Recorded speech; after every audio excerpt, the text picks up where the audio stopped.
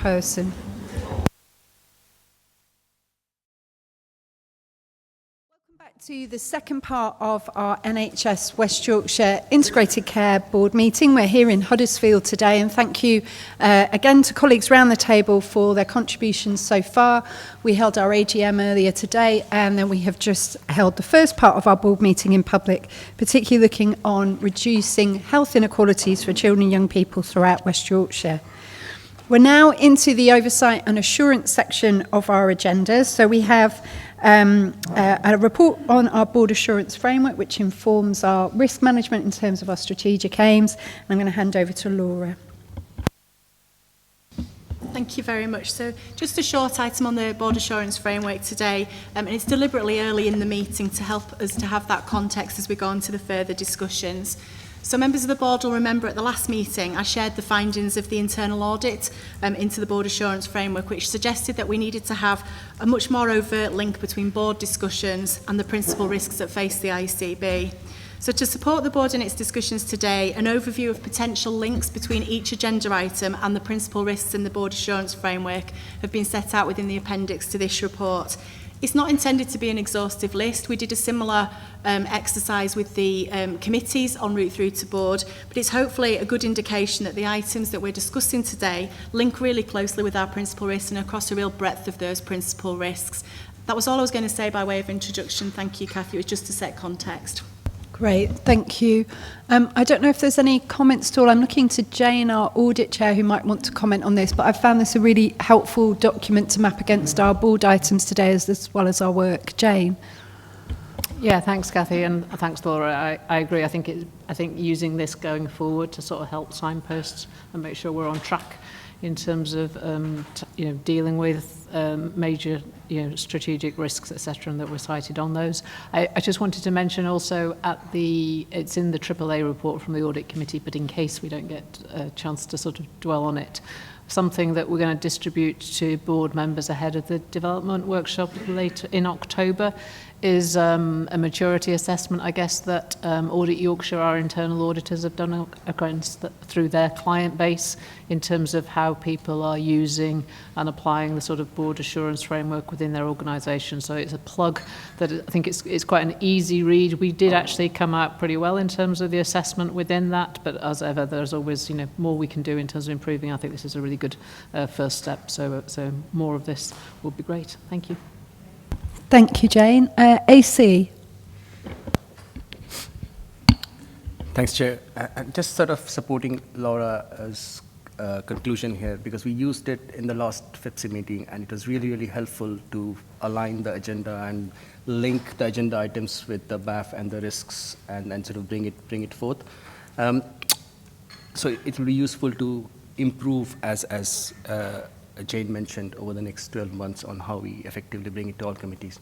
Just a quick observation, though, on the current risks on the BAF. If you look at the first four, because we had such a long conversation around health inequalities, and it's probably for us to collectively reflect on rather than a question, really. The first one, 1.1, is an external one, which is risk, shows as critical. The remaining ones are all internal, feels like which is under control, which are showing us very low risk, which doesn't correspond well with what we have been chatting all day. It feels like it's far more risky. So it's just sort of looking at the risk ratings. And I think, Laura, we have discussed this. This needs standardizing and will improve over the next year. So it's just a reflection on the conversation we just had before and what it's reflecting as a risk profile in the register as it stands. Thank you, AC. And there was I think it was our colleague Rachel shared around tackling health inequalities for children and young people. The scale of the challenge is increasing, but our response is not on occasions or at all. So I added the at all bit there myself. So I think that's a fair challenge that we could take back and have a look at. The main encouragement is for you all in your committee work, whether those are place committees or committees working across West Yorkshire, is to take this as a guide, and I will be working with Laura and Rob as well and making sure this is guiding fully our board work. Fatima. Hello everyone, Fatima Khan-Shah, West Yorkshire Inclusivity Champion. Really well-structured piece of work, Laura. It gives a lot of assurance about how we're ensuring that the risks are discussed in the appropriate committee. I suppose one of the reflections that I would ask you to consider as a board is ensuring that we triangulate that to ensure that we're communicating with each other. And the other bit, it was thanks to Kim actually that I looked at one of the risks again. There's one about public perceptions or attitudes in society regarding equality, diversity and inclusion. And I know we're going to go on to Cathy's chair report and Rob's about the unrest over the summer. And I suppose my question is, in light of situations where we see a change or a sudden shift, how do we pick that up as part of the BAF, and is that something we can consider? So some contributions there. Laura, I don't know if you want to respond to some suggestions there on the content being more relevant for now. Yes, absolutely. So we do undertake a quarterly review process. We're literally just starting that at the moment, and that is one of the ones that we are going to be doing an in-depth review of this cycle. So hopefully you will see that start to develop as it comes back next time. Great, thank you. A really helpful tool for us, and I think we've had it right from the start, but we want to use it more effectively. It's Jane's point. Rob? Just a reflection. Really, we might pick this up a little later under my report, but if you look at the strategic risks in the BAF and you cross-reference them against Lord Darcy of Denham's assessment of the current state of the NHS, they look pretty consistent. And I think that should give us a bit of hope, I think, and assurance that the kind of work we're doing now to address those strategic risks is in line with the kind of recovery that we're going to need to see and continue to see in the health and care system. If you're struggling to see my point, if you look at something like strategic risk 3.1, there is a risk that we invest resources in a way which does not allow us to join up services nor maximise value for money. There are big themes in his assessment around have we disproportionately invested in acute services over community, and have we delivered sufficient productivity in the system as a result? So I think if you read this and the Darcy review in parallel, it looks fairly reassuring. Thank you, Rob. Okay, I'm going to move us on because that was a short update. I appreciate that, Laura. We'll move on to my chair's report, which is in item 8. And Fatima, you started to mention it there around the scenes of violence over the summer, fueled by racism and Islamophobia, and that we've worked to recognise that collectively within the Integrated Care Board team and across the system, particularly the impact it's having on colleagues and local communities as well. So, Fatima, I'm grateful to you and to you, Rob, with others, on responding to that quickly. Not only messages and statements, but genuinely engaging and listening and holding conversations with colleagues and putting reminding colleagues of a number of health and wellbeing support resources that are available, as well as offering others. And from that, I know that there is looking at an ally network, which is in development as well. But there were people who were very concerned for their safety and were feeling really uncomfortable and uncertain. I don't know, Rob, I know it's in your report as well, but I don't know if you just want to reflect on that now. I'm grateful to you all for responding. But where are we now? I think it's worth saying that the people directly and indirectly affected by the actions that took place over the summer, as you say, fueled by racism and Islamophobia, people that directly and indirectly affected are still affected today. It's not in the news, but it's still affecting people, and those are the conversations that we're having with our staff and with our communities. And as you say, Cathy, we very quickly met with staff in our organisation. Over 300 staff came to the first meeting, over 300 to the second meeting, to talk about what was happening for them and what did we need to put in place. So a number of safe spaces were put in place with Fatima's support and the Strategic Race Equality Network and others. Place leaders and directors also had conversations. And we ensured that two things were happening generally, which continue to happen. Any intelligence we have about what's really happening is shared. So there are a number of cases where there was misinformation spread which caused people to take action or be frightened. And what we try to do is make sure that people are clear about what is actually happening. And then the second is just to make sure we've got the tailored support in place. And there's a range of additional support that, working with the Employee Assistance Programme, we've put in place for people who've been directly impacted or indirectly impacted because of the racism and Islamophobia. So this practical action, I think the ability for us to have conversations, and what we get fed back to us, it's also incredibly helpful that we are recognising the issues and saying what we're doing about them, and that this isn't something that we support at all. So taking a leadership stance. So those three things, really. Thank you very much. Thank you, Rob. And there's a reminder in my report around being a system of sanctuary, and I know, Ian, you referenced that in responding to a public question earlier today. Fatima, do you want to come back in? It was just briefly to add to Rob's update that the Donna Kinnair review, or the Professor Dame Donna Kinnair review, which will be making a return later this year, will also be looking at the response to the riots and picking up any learning too. So we're very much triangulating it across the system. That's great. And that's a review tailored to our West Yorkshire system, isn't it? Yes, thank you. The rest of my report as chair is sharing with you various developments, good governance arrangements that we have in place, exchanges, our work with West Yorkshire Combined Authority, and also continuing to make sure that we've got people at the heart of our decision making. I'm grateful to Paul Hemingway, who's come in a new role, in his new role on communications and involvement, and reigniting that work for us in working alongside Healthwatch and other colleagues. So we'll hear more on that soon, which is something we've committed to as a board since September 2022. We also have some board changes as well. You can see around the table already. And as I said earlier, we've said goodbye to Tom Reardon and Rachel Spencer-Henshaw, but we welcome Victoria Eaton.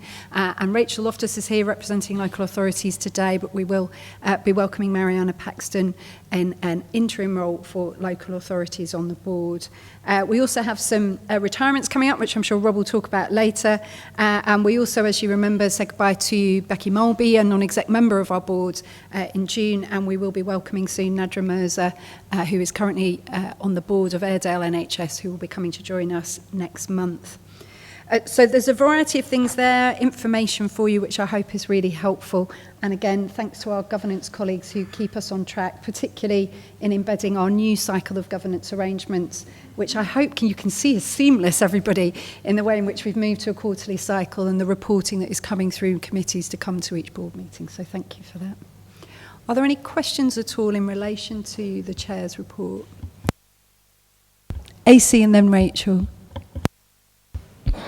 Thanks, Kathy. A couple of observations and a suggestion, I guess.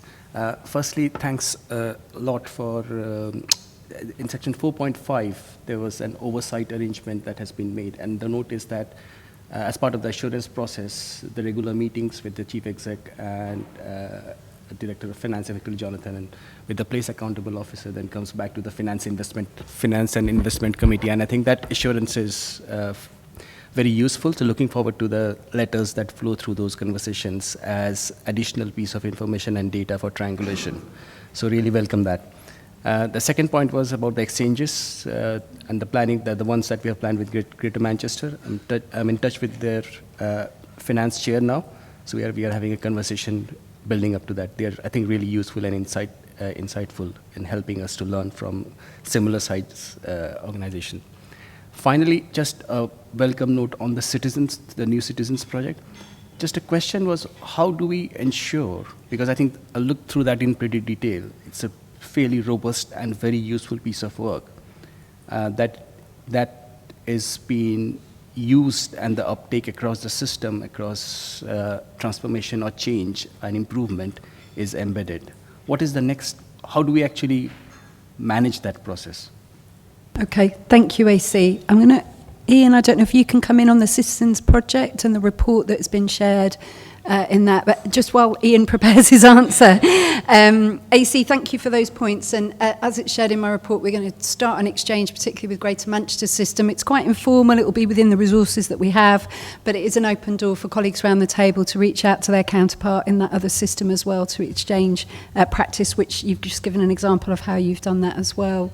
So your point on the Citizens Project was how we take that great report and put it into practice and support transformation. Ian.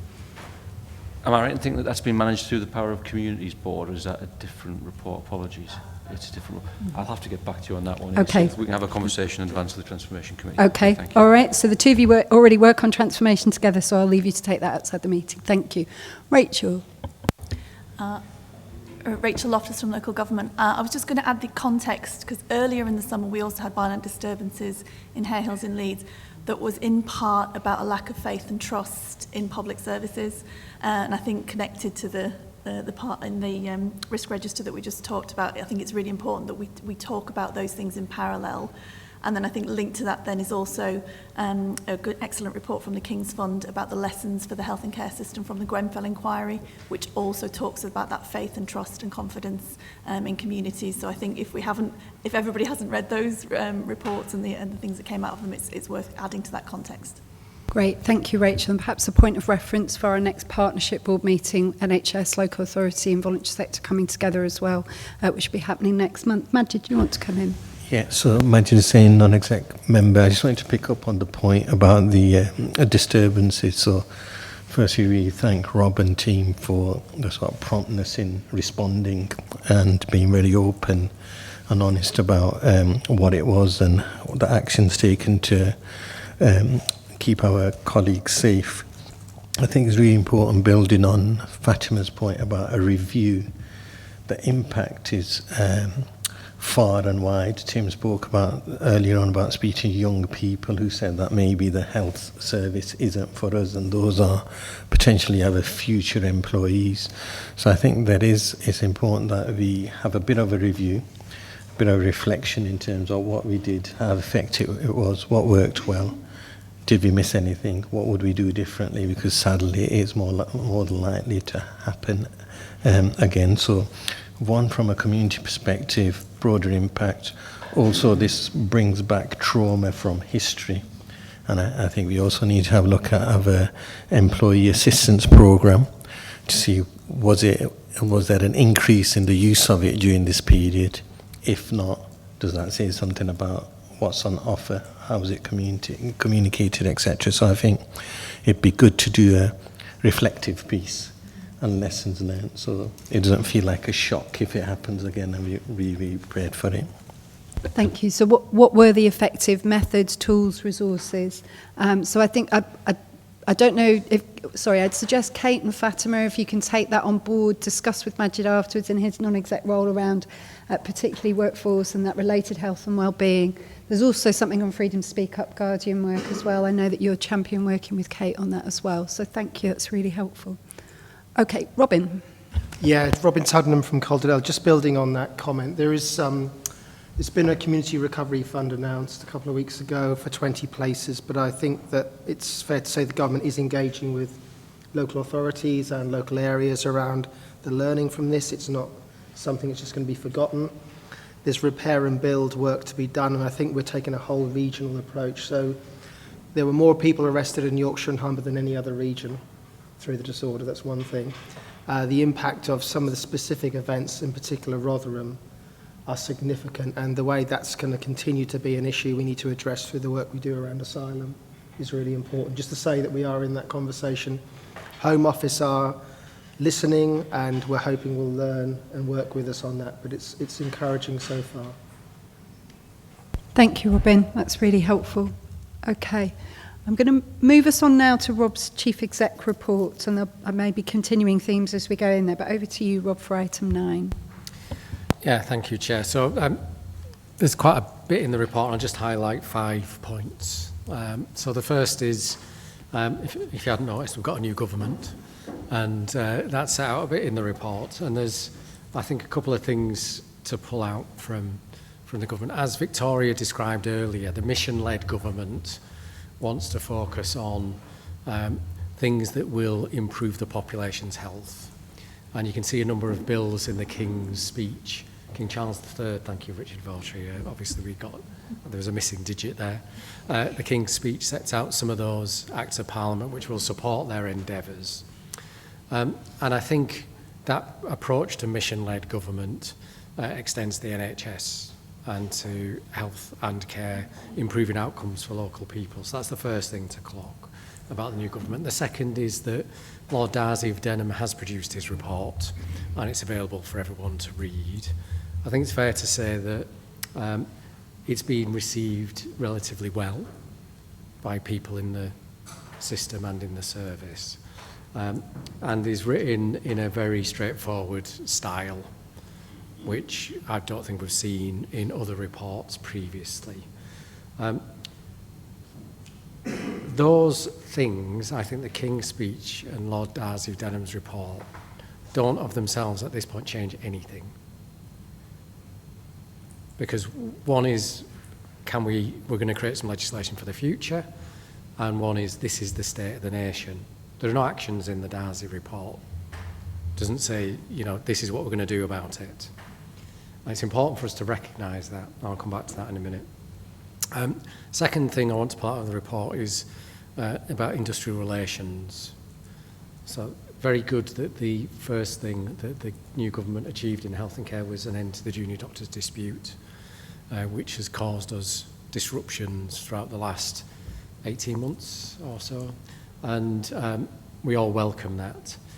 There's an ongoing dispute between the GPs and the government, which is leading to some action short of strike, which is set out in the report, and we continue to take an oversight of that work, of the impact of that, working closely with LMCs and our GP colleagues. And you may have seen the news today, I think it was, that nurses have rejected the 5.5% payoff from the government, and we don't know what the consequence of that will be yet.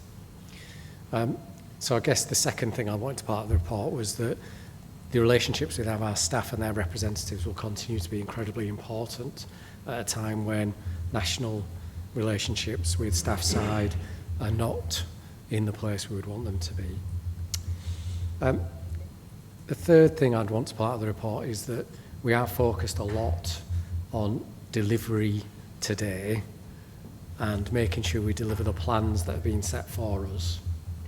That we have set for all of us and that we've agreed with our regulators, etc.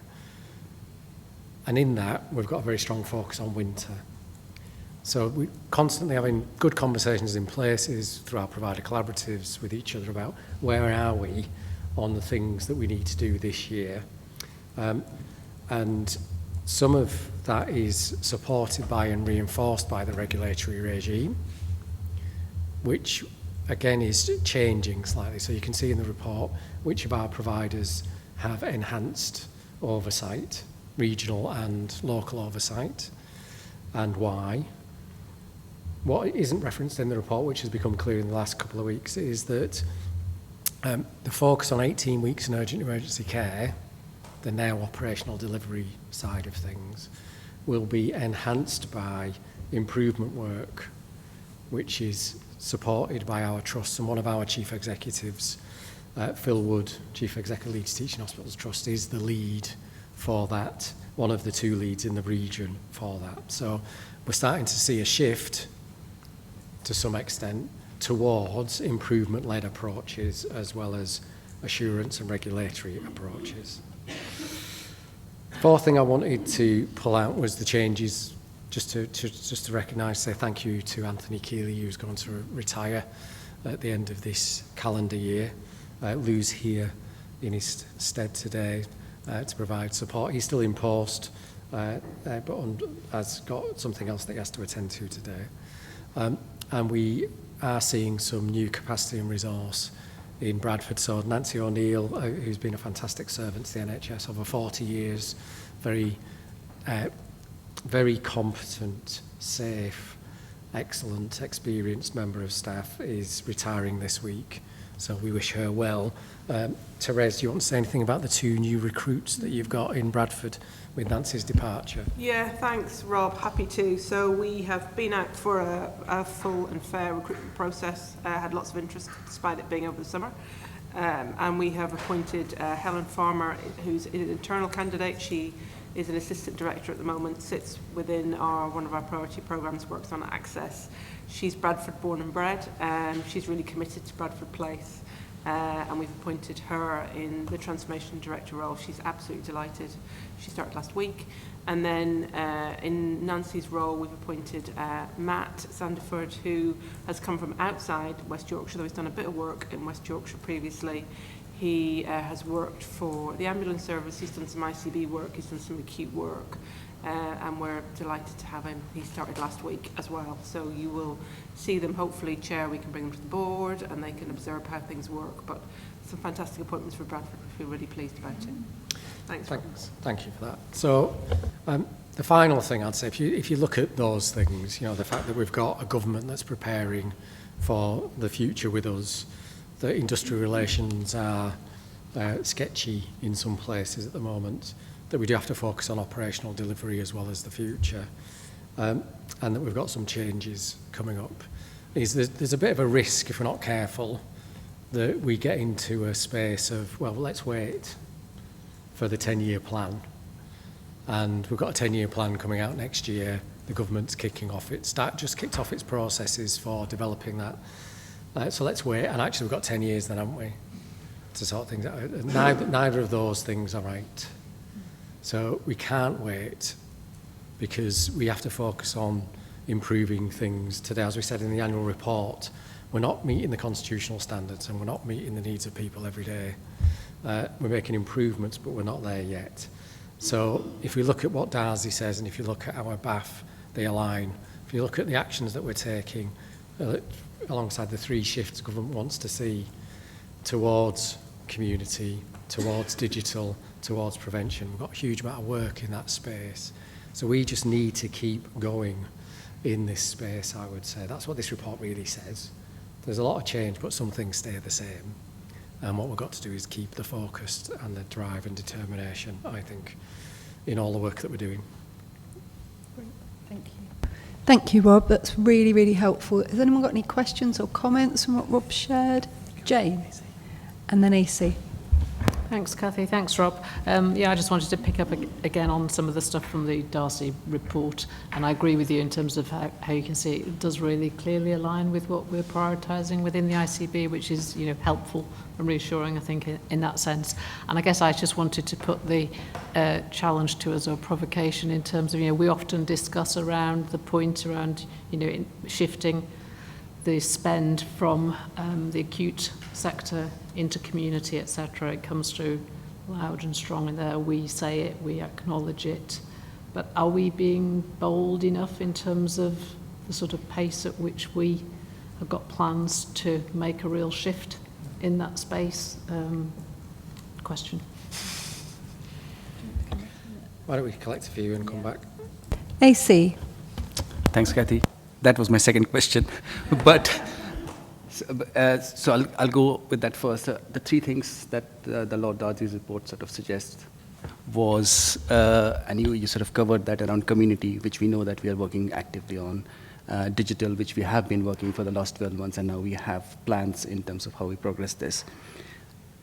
Prevention was what I guess we had quite a few conversations around, even the medium-term plan and our joint forward plan on how do we actually draw it out in such a way that we can show some shift toward preventive investment and an outcome as a result. So it will be useful to get a bit more clarity and response in that particular space. I think we are working on this, just sort of making sure that we have that focus. The first question was very specific. In your report, you rightly sort of highlight that we have 3 trusts in North 3. Four trusts in North 3, 3 because of financial reasons, and Bradford because of leadership and governance. What's the current trajectory of looking in terms of the timelines to taking out of North 3 to North 2? I'm going to carry on taking the questions, and you've got the points there. So, Rob, particularly that continuing theme of community care close to home and prevention agenda. We've got Robin, then Kim, then Karen, then we'll come back to you. Robin. Yeah, just a reflection, Rob, on the Darcy report and the P word, productivity, and just wondering whether we could have some space, maybe when we're thinking about risk and developing our approach as an ICB, to think system-wide about what that word means. I think it's a really misunderstood word. I think actually I would defend its use. I think if it's used effectively, it's not about doing things as cheaply as possible and churning out more of the same. It's actually about innovation, academic expertise, and imagining the world in 10 years' time. That's what I think it could be. We could frame it that way. Chief execs in local authorities have had a letter from our Minister of State, Jim McMahon, in response to the productivity plans that the last government asked us to do, and that we were all very compliant, and we did them despite the fact there'd been a general election. Most of us did anyway. And I think it's quite a thoughtful letter, and it talks about the way that we could convene system leaders through some round tables to think about what excellence looks like. And I was quite impressed by the letter. It also, and this is a political context, has kind of set aside some of the other issues around EDI and some of the issues around that, but actually is framing it about what does the state look like at a local level. So I just wonder whether we might think and do some thinking on that. Thank you. Thank you, Robin. I think both a role for the ICB and our integrated care partnership as well. Okay. Kim, then Karen, and then we'll come back to Rob. Thanks, Chair. Kim Shuttler, I'm the VCSE lead. I think it's helpful to, or maybe not helpful, to remind ourselves of the position that we are in now in terms of the decisions we've had to make around some of the prevention work that's, in terms of our ambition. In the AGM, we talked about the current challenged position, but also perhaps didn't touch on how we've had to end on how we've got to our £50 million deficit has meant a lot of unpalatable decisions. Because preventative work, sometimes delivered by the VCSE, although of course by all of us, often sits in the domain of things which aren't statutory, that has understandably, and in the most awful way, taken a huge hit across our different places, some to a different, varying extent. It links to the conversation we had earlier about health inequalities, and some of that work that goes on closest to our communities experiencing the greatest levels of health inequality. So when we're thinking now about the Darcy report, of course, it's great that our strategy is aligned to that, but our starting point is not where we hoped it would be. I think we've all discussed that, so I think we have to be really honest with our plans and going ahead to take Jane's point as we're going ahead into more financial planning. How are we going to consider our current position, which is a step back from where we'd like it to be, in terms of our investment as an ICB, and thinking about that seriously as our role as commissioners. Thank you, Kim. And Karen. Hello, I'm Karen again from the Community Collaborative. Perhaps I should declare here that, I don't know on whose behalf, but I was asked to sit on the Darcy expert panel, so perhaps I should declare that now. I think what's important is what Rob said here about that Darcy report, is that it was a diagnosis, and that the prize here is the treatment plan. I think the other thing I'd say is, there's a lot of fairly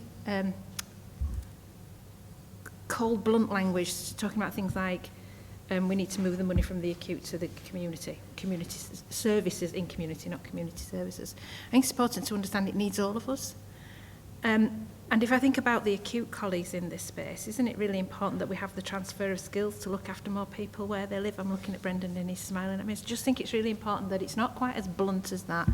And I think the other thing that's really important, and Kim's probably touched on it a little bit, in the expert panel we had a long discussion about we can't fix this as an NHS on our own.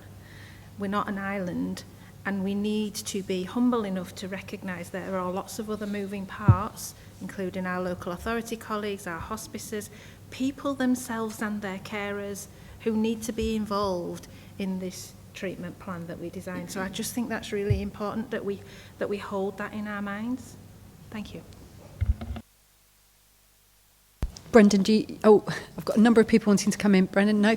Okay, Fatima and then Rachel, can I ask you to be brief? and then we'll come back to Rob. Thank you. Yes, so being brief, I think Karen's got an excellent point, because there's one particular theme of the Darzi report that talks about the experience of staff and service users and in ensuring that they're also integral to the solution. So I wondered if there was an opportunity for us, just basing on the suggestion that Robin's made, that when we're thinking of the vision for the future, that we particularly consider the skills and support needed by not only the people that use our services, their carers, but also our staff, because we need to create the solutions we want to see.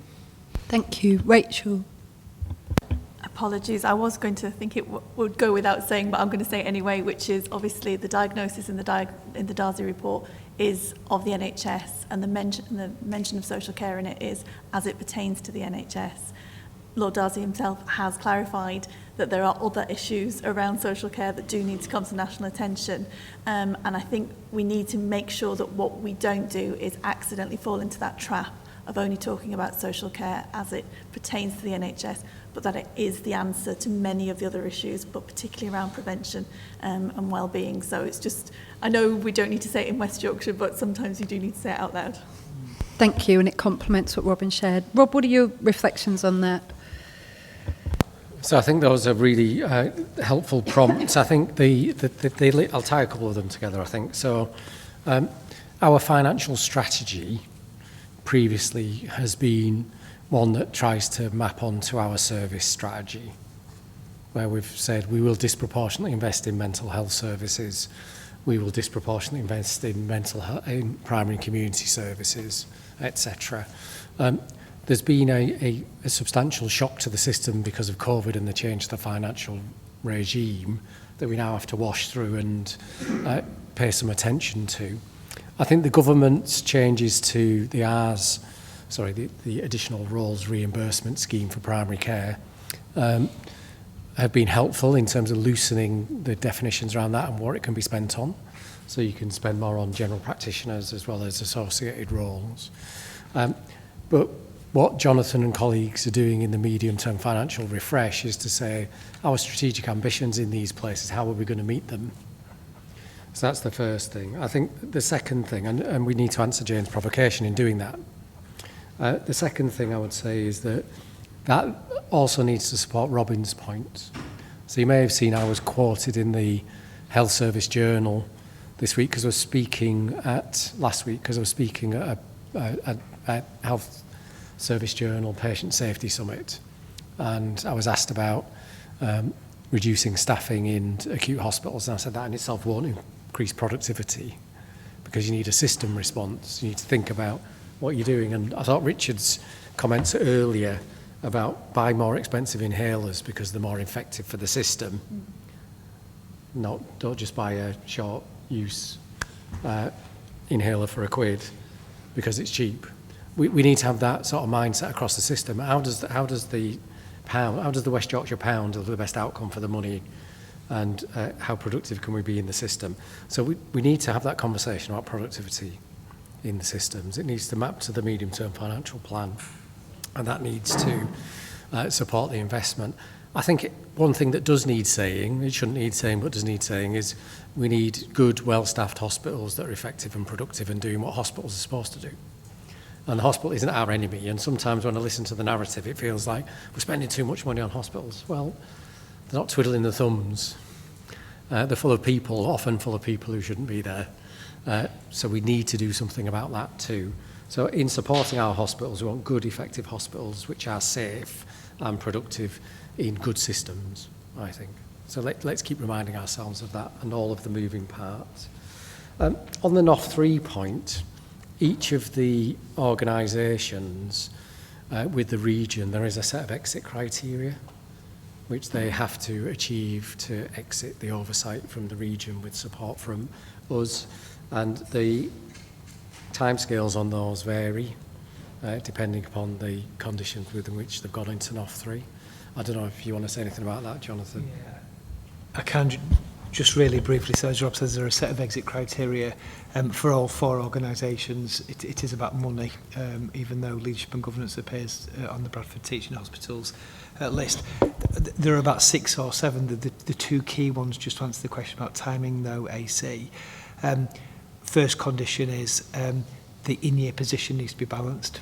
Now, all those 4 organisations have got deficit plans this year, so that precludes them from doing so, and they have to have the next year as a balanced financial plan. So the very earliest they would transition would be the 1st of April 2025. Thank you. And I just think the prevention points that are being made go back to the inequalities conversation we had earlier. So I think we've been really good because of Sarah Smith and the team and the focus that they've put on things, describing when are we thinking about prevention as a system, when are we thinking about secondary prevention and interventions that we can make to people that we know in the system, and what are those interventions and what we do in terms of tertiary prevention, which fits with, I think, the government's desire to be much clearer about who's doing what and what difference it's going to make. So we've got a few suggestions there, particularly on that looking at productivity as a system, which we could take into partnership boards into the next few meetings as well. But thank you for those comments, Rob. Thank you for your report as well. And we continue to wait to hear from our new government on the next steps, particularly the 10-year plan, which is expected spring next year, potentially. Yes, spring next year, and we've seen so that's been launched. I'm happy to send a briefing around to any board members who haven't seen any of the briefings yet on that in terms of the approach that's going to be taken by the Department of Health and Social Care. We will be involved in it, as we always are. Thank you very much. Okay. I'm going to move us now on to our next 2 items. One is an update from Ian Holmes and Fatima Khan Shah on our equality, diversity and inclusion work. And then we'll move on to delegation of commissioning. I'm going to get commissioning responsibility for specialist services. That's quite hard to say. And then we'll have our ACB people strategy and then take a break. So these are updates from colleagues working at strategic level, making sure we have got good plans in place and foresight, as well as for item 12 asking for approval. So Ian, first of all, item 10. Thanks. Thank you very much, Chair. Ian Holmes, Director of Strategy and Partnerships and Deputy Chief Executive. So this is an important item, I think, in the context of everything we've heard previously, and really important work. The ICB's got a set of statutory legal duties in relation to equality, diversity and inclusion. We describe those in the paper. I think what's clear from the conversation that we're having is that we've got a set of responsibilities that go quite far beyond those.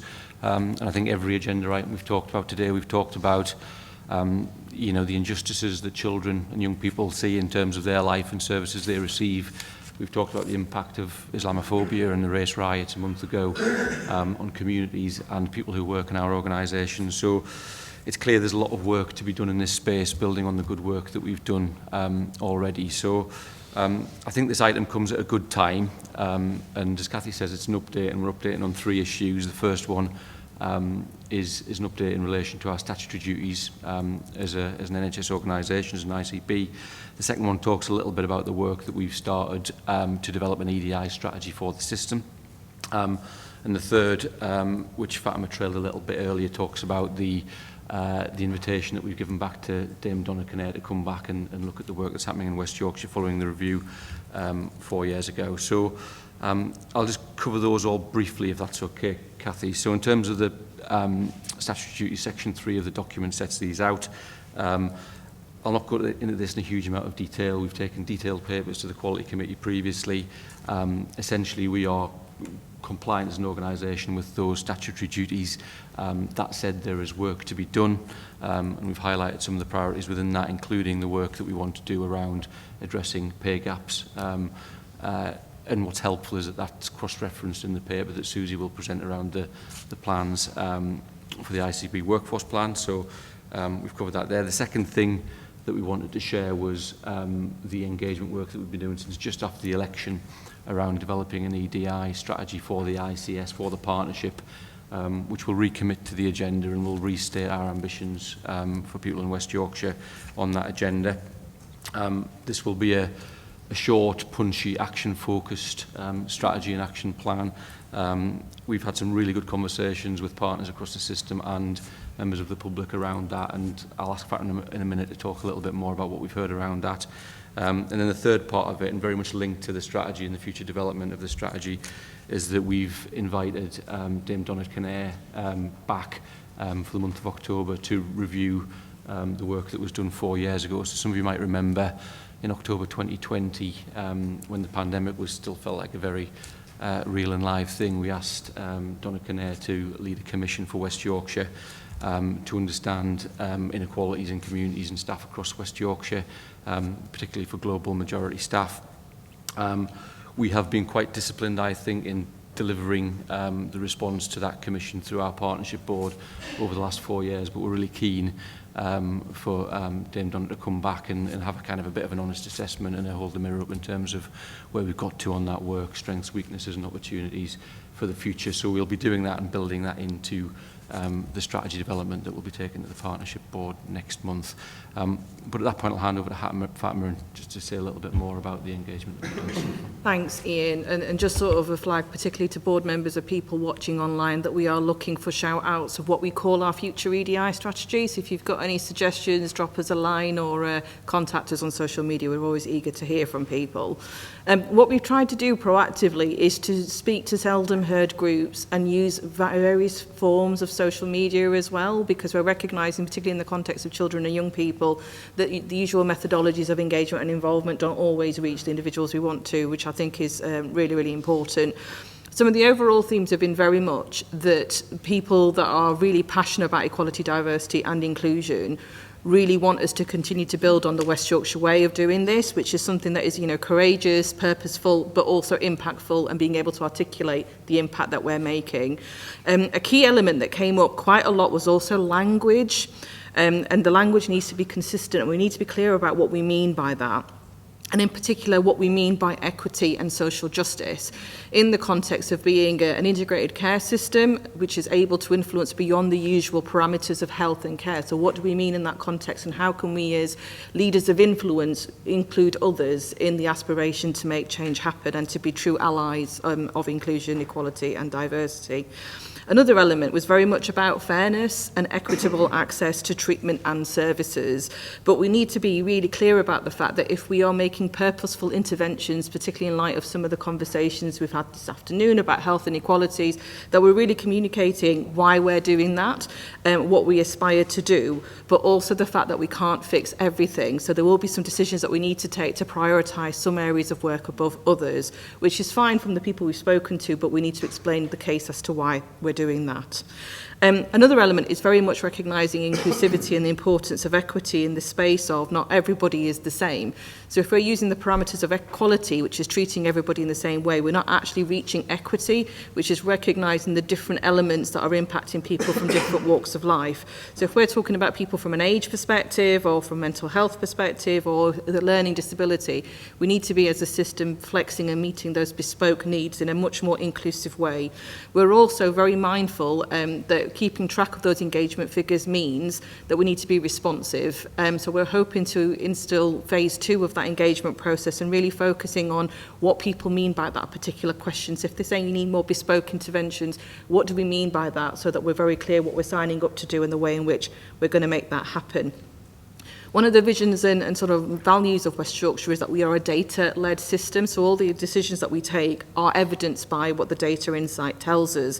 One of the things that was reiterated through the engagement process was that people were very supportive of that, but when we're taking decisions, that we're transparent about how the data is utilised in that decision-making and how we're using that to demonstrate the impact that we're making as well.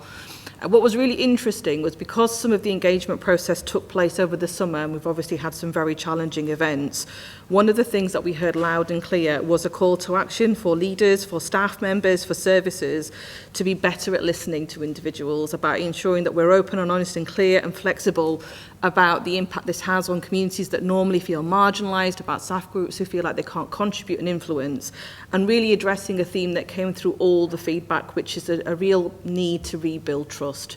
Trust of people that use our services, but also staff members who feel like they're on the periphery of our system.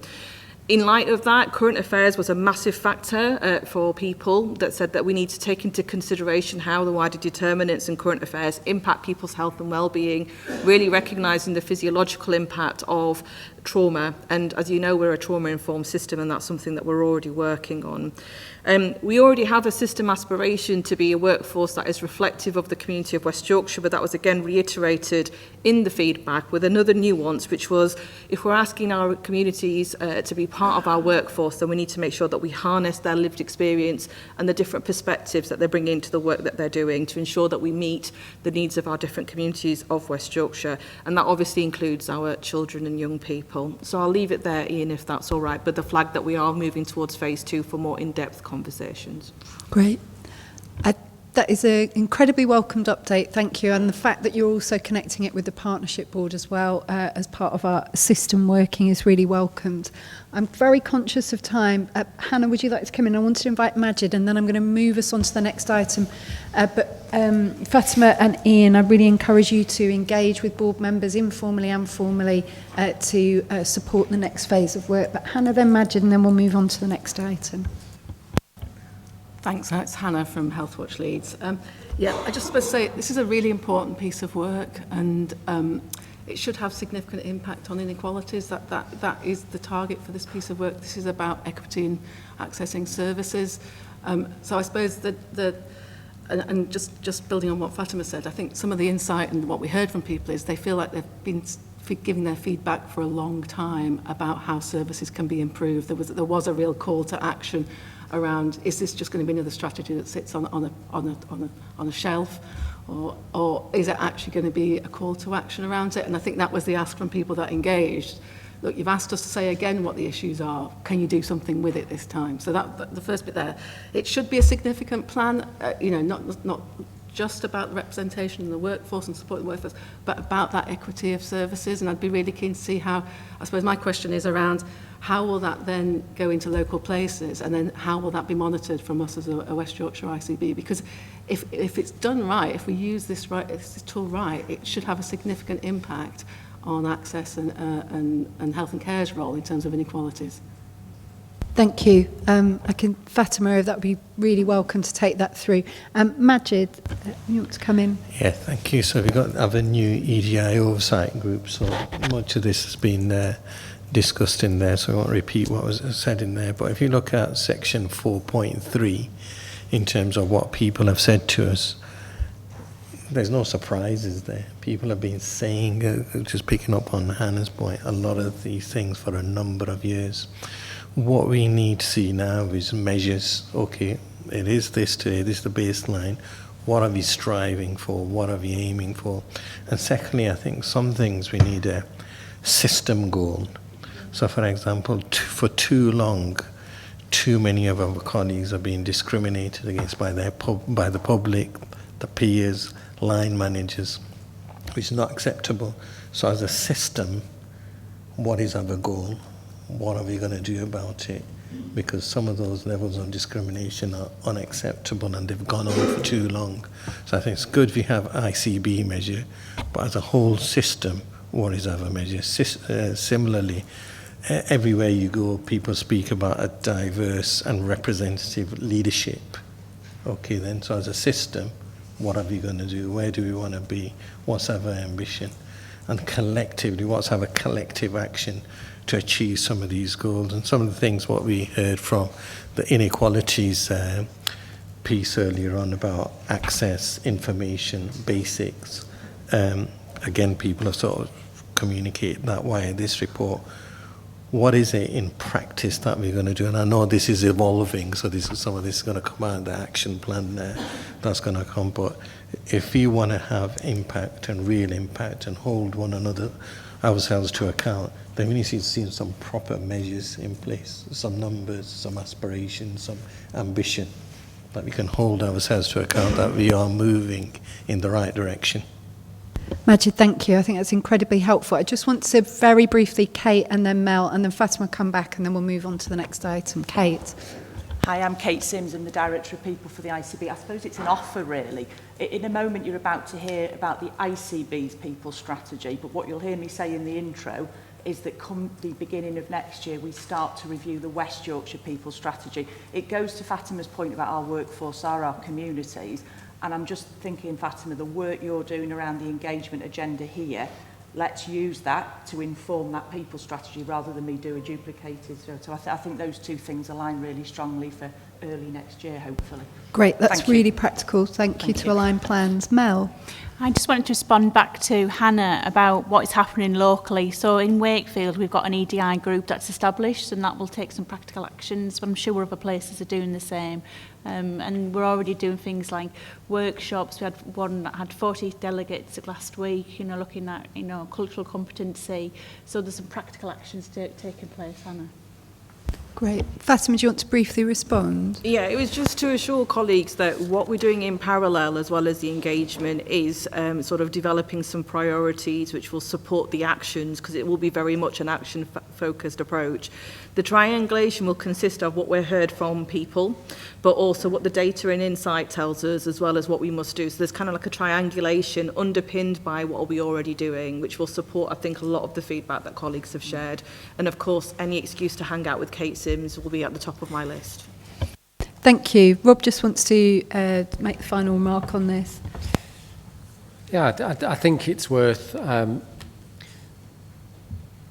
just reminding ourselves that in this space, then, the questions that we ask Dame Donna Kinnair to consider are going to be important. And I think what's come out here has been permission, I think, for us to ask her to be very straightforward on whether and what the targets should be. Because I think what I'm left feeling here is I could sit here and work with colleagues to describe a range of brilliant things that we've done on EDI with some facts which would show progress, but it's not being felt by people. And it's not being felt by people for a number of reasons, and Dame Donna will help us understand some of that. But I think what we're saying as a board is actually we want to be more ambitious and be clearer about the targets on this. So let's set some. Thank you very much. I think that's really helpful. So we will hear more about this for ICB. We'll hear more about this as a partnership, as a theme of measures and actions. And we also note that this area of work will also be included in Chair, Chief Exec, Executive and Non-Executive objectives as well, which Majid is holding us to account through the ICB Remuneration Committee. So thank you. We'll hear more on that soon. Ian, I wanted to invite you on item 11. I'm not going to take any questions or comments because we do have an extraordinary board meeting on that, but would you just give us a brief overview so board members have foresight on this in terms of specialised service commissioning? Yes, thank you, Cathy. So this is working towards the delegation of specialised commissioning services from NHS England to the ICB from next April. So I think the context of this is familiar for members of the board. NHS England has for some time been working to delegate its direct commissioning functions to ICBs.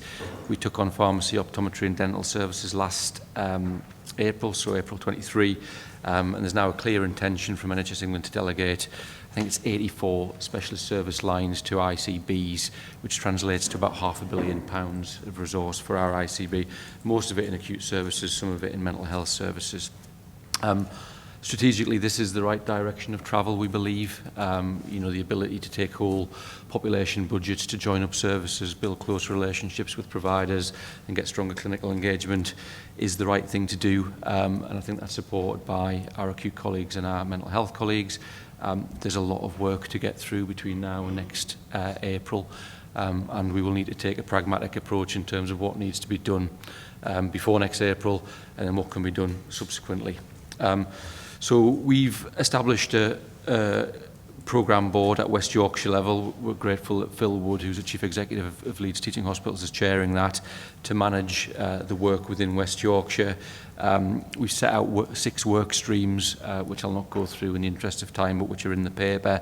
And what we've done is we've set out a series of questions or tests in relation to each of those work streams that we believe need to be in place for the board, for this organisation to take on delegation of these services. There are a number of risks associated with this work, not least the timescales we're doing this pretty rapidly between now and we'll be working right up until the end of March to get this done.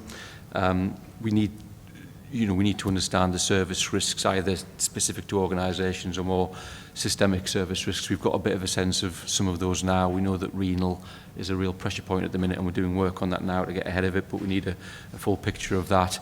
We need to understand the financial position and the financial risk associated with this £500 million, and we need to be really mindful of the people affected by this transition. So there's 50-odd people who work in NHS England who will be transferred to South Yorkshire ICB, who will support the 4 ICBs in this work as part of this process, and working closely with them to support them to be really effective through this transition, I think, is really important as well. The timescale of this is slightly complicated. So NHS England are hoping to make a decision on this in December, I believe, at their board. They require an indication from ICBs of our support for this direction of travel in advance of that. So we'll be looking to bring something to an extraordinary meeting of the board. I think it's on November the 11th. To get a board view on where we've got to. Clearly at that point we'll have not done all the work that we need to do ahead of delegation, but we'll hopefully by that point be able to give a fairly solid indication of where this is going and whether we're confident and comfortable to take on these services from next April. Just to say we're getting really good engagement and support from the teams across the ICB, as well as from WIRE and the Mental Health, Learning Disabilities and Autism Collaborative. So it feels like we've got the kind of the team structure and the momentum to get the work done. It's just a lot of work in the timescales, and we know from the pod delegation that there are often unforeseen things that we need to take account of quite late in the process. I'll stop there, Cathy. Thank you.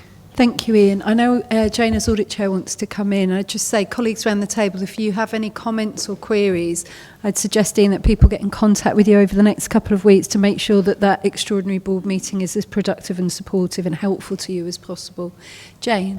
Sorry, Cathy, it was just a quick comment. I thought the paper was really good in terms of the openness, transparency about the challenges and the issues. I'm sure we're all supportive of the intent and the strategy, but as you've outlined really clearly, there's a lot in the detail of this and lots to be done.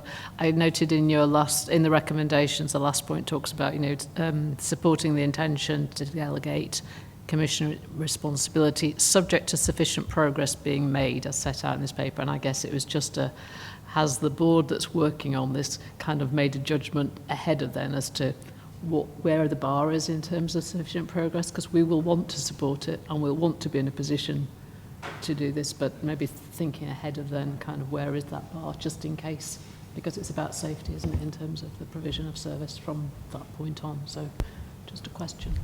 Thank you, Jane. And this is particularly the point of this item, one foresight and one asking the board to support this intention. Ian, have you got a response on that? I think it's exactly the right question, Jane. I think we're starting to get good indications now that the information that we're asking for from NHS England in relation to those questions in order to be able to satisfy ourselves is starting to come through at a much quicker rate. I'm quietly optimistic that we're getting there. There will be an element of judgment, I think, in the paper that we bring in November, but my sense is that information is starting to flow and the work's starting to happen quite quickly now. So I'd like to be able to say we're pretty confident. I mean, it's similar to the way that we managed the pod transition, where it wasn't all in place, but we were pretty comfortable. We could see the direction of travel. So it will be a bit of judgment, but like I say, I'm more confident, I think, in terms of what we've seen recently. Thank you. Jonathan, do you want to come in? One quick comment, if that's okay. So Jonathan Webb, Director of Finance. I think one of the sort of slightly different issues with this delegation is that the recipients of the contracts are within the system very, very clearly from a financial perspective, and as such we are able to better understand, I think, financial issues that currently exist between NHS England and trusts in West Yorkshire and some of the contractual issues that are ongoing, because I think, and that's one of the issues I think Ian will have to come back to in November. So it's not just about understanding it from an ICB perspective, this decision impact from an ICS perspective as well. And we are working very closely with, particularly with WIAT colleagues, mental health colleagues as well, but particularly WIAT colleagues, to understand that, to make sure it's flushed out, because it's not an area that's without contention at the moment. Ian, yes. Could I just add one really quick point linked to that? The final thing is that this is not this is a decision that the 4 ICBs need to take collectively. I think it'll be very, very difficult if we end up in a position where some are in and some are out. So that relationship and that cross-working across the 4 is critical, and we're really close on that as well. Thank you. So, board colleagues, are you happy to support the intention? I think, as Jane said, this is a comprehensive paper showing the risks. I invite you, if you've got any questions, queries, concerns, from whatever perspective you bring around the table, to share those with Ian. If we set perhaps a deadline, Ian, to help you get ready for the extraordinary board meeting. Rob? I just wondered if it was worth, given the risks in this, and that if you looked at somewhere like Leeds Teaching Hospitals Trust, a significant proportion of its specialised services not paid for by West Yorkshire budgets or for West Yorkshire residents. Whether we want to ask the 4 ICB chairs and a non-executive, maybe the audit committee chair of each of the 4 ICBs, to work with Ian's team to make sure that question about where we're setting the bar is agreed in advance of the 11th of November. Yeah. I can see our audit chair nodding, so that's great, and that's maybe a new example of 4+1 across our North Eastern Yorkshire region. Okay, so we'll take that out from the meeting. Ian, thank you very much for the preparation with colleagues and the continuing work on that. I know you're working at pace. So, colleagues, I'm taking that we're happy to support the intention at the moment, and then we'll look more in detail on the 11th of November. Okay. Thank you, Ian. We're now going to move on to item 12, the ICB People Strategy. Kate Sims, and we welcome Susie Tilburn as well. So over to you, and you're asking us to approve the strategy for the Integrated Care Board. Thanks very much, Chair. So again, I'm Kate Sims. I'm the Director of People for the ICB. And I'll pause so Susie can introduce herself too. Thanks, Kate. Good afternoon, everyone. I'm Susie Tilburn, Associate Director of People for the ICB. I'm just going to do a very short introduction. My first point is firstly to thank you, Majid.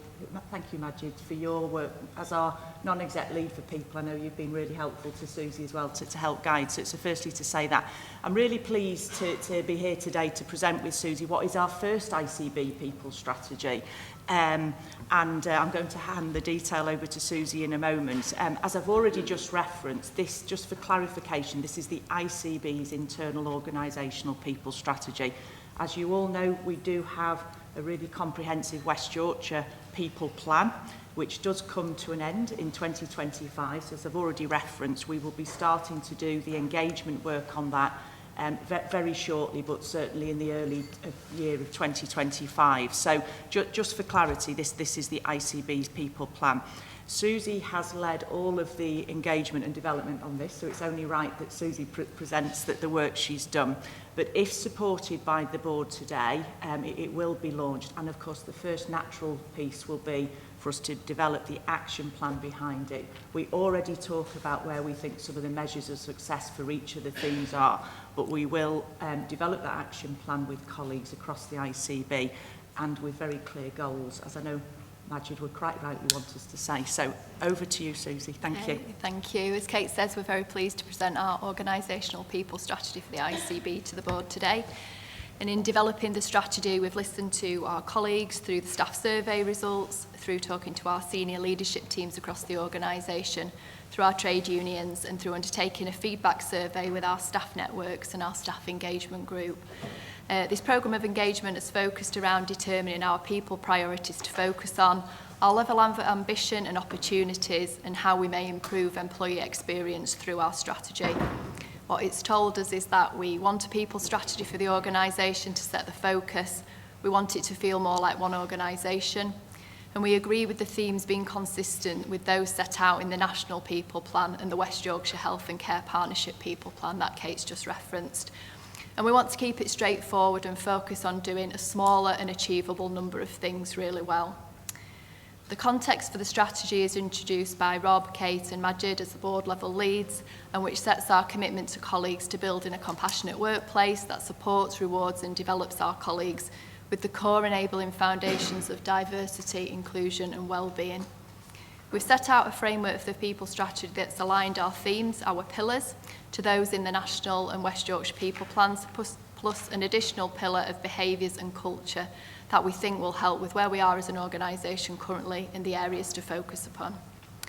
We've also aimed to align the ambitions set out in the West Yorkshire Health and Care Partnership Integrated Care Strategy and those enabling strategies that support it, including the EDI strategy, which, as we've heard today, is in its final stages of development. We're committed to the West Yorkshire Fair Work Charter, which has been designed to recognise the positive impact of fair work on our organisations and their people through inclusive routes into employment, a rewarding and healthy work environment, career progression and the provision of meaningful and purposeful work. Within each of the pillars, as well as describing what this means to us, we've set out our 3 commitments as an organisation about what good looks like in our 3 years of the strategy, our 5 collective actions under each, and then indications of what those measures of success look like, recognising with people that this is also about as much about how people feel and their experiences, as well as what the people analytical data tells us. It's proposed that the delivery of the people strategy will be supported by the action plan, which will be overseen by the executive management team, and this will also incorporate the current organisational staff survey action plan. It's also recognised that the organisational development is a key enabler to successfully implementing the strategy and to support its delivery. Our thanks to our colleagues who've engaged in the development of the people strategy, and happy to take any questions. Thank you. Thank you very much, Susie. That's really comprehensive, and I'm really pleased to see working as one, aiming to work as one organisation, responding to staff feedback, and also the metrics and the measures of success that you've outlined as well. Majid, do you want to come in? And thank you, Majid, for your contribution. I think the microphone's on. Thank you, Kate and Susie. Really concise and precise strategy, which is really welcomed. And I think just speaking to Rob's point earlier on, often we do things but they're not felt by people, and I think this is clear, easy to understand, and colleagues know what they can expect if they come to work for the ICB. A couple of things then, just building on that. I think first thing is important that it's not the best kept secret, this strategy. It's actually, we spend a bit of time communicating to colleagues. But secondly, 6 months in, 12 months in, we go back to our colleagues, we say, look, this is what we said we were going to do, this is what we've done, how does it feel? Can you feel some of these things, particularly around the behaviours, culture, belonging, etc.? So I think it'd be good to have a communications plan over the sort of life of the strategy. Second point is, and I know you're working on this, is in terms of actions, specific actions that are going to deliver some of the sort of headline actions that are contained within the strategy, and also measures. And what would be really good as we move into more look at the sort of system-wide strategies, if we had some system-wide goals, that what is our whole system approach on 1, 2 or 3 things that we're going to collectively get behind and make a real difference and an impact on what we think that is going to be. I think that would be really powerful for driving change, for real change and impact. Thank you. Are there any other comments at all around the table? Fatima, and then we'll come back to you, Kate and Susie. So I really like this, not just because it's short and snappy and I've got a very short concentration span, but because it's really overt and focused on areas that really matter to our staff. So I was really pleased to see reference to racism and Islamophobia, and us being very overt in our stance about supporting colleagues in that space. As Kate alluded to, I think there are many opportunities to synergise this with the high impact actions and our forthcoming to be named EDI strategy. I suppose my only bit of critique is some of the areas and some of the measures of success I think could be more specific, just to recognise some of the elements that we found in the Professor Dame Donikin review about structurally embedded advantages within certain elements of our recruitment selection processes. Majid described elements of people's lived experience of discrimination, but also, as we've just described from the Darzi report and from the deep dive this morning, about supporting our colleagues with the way in which we engage and involve people either in decision making when it comes to our services or with the way they receive care, or dealing with some of the challenging situations that we've got with people's expectations of care and the fact that sometimes their expectation can't meet capacity and demand. So how do we support our colleagues in that sense? But I think it's a really strong foundation and something that we can collaborate on together. Kate and Susie, before I come back to you, Rob, do you want to come in? And just particularly about the executive management team's role in this.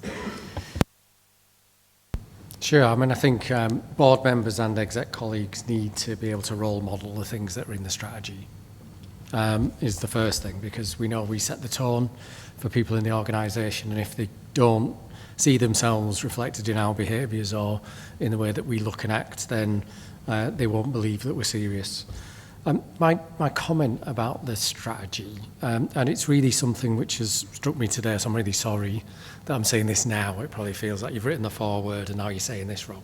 I think it's really good, as everyone said. One of the things which would seem curious, I think, to some partners might be if we talk, because we're reflecting the national pillars in our organisation, about growing for the future in an organisation that's just reduced its workforce.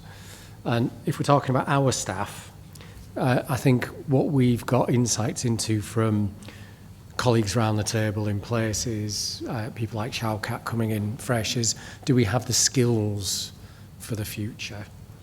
And some of the work in this strategy is linked to that when we talk about competence around EDI, etc., talent management, but some of it will be about, how do we support digital skills, people with the analytical base, people with the collaborative skills that we need. So we might just want to refine that bit slightly to talk about that.